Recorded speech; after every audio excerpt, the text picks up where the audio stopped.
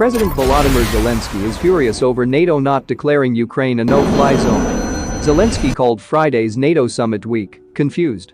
In a video message, Zelensky said that by not enforcing a no-fly zone in Ukraine, NATO is giving Russia a free hand to bomb Ukrainian cities and villages. NATO Secretary-General Jens Stoltenberg rejected the demand for a no-fly zone.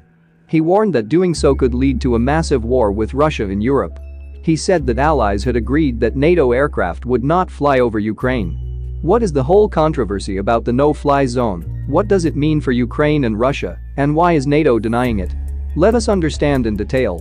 Zelensky said that NATO countries have made such a narrative that Russia will take direct action against NATO for making Ukraine a no-fly zone.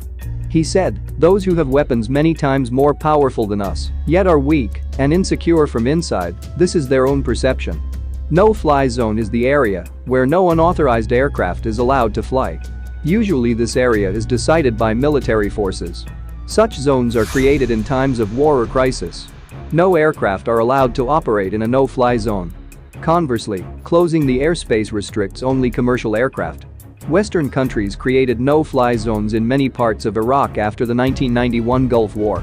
No-fly zones were also created during the civil war in Bosnia and Herzegovina between 1993-95.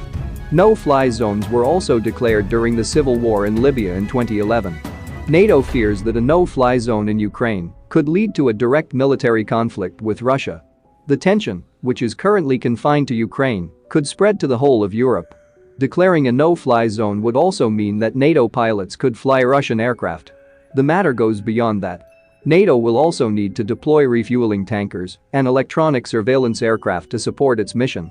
To protect them, NATO will have to destroy surface-to-air missiles in Russia and Belarus, which will increase tension.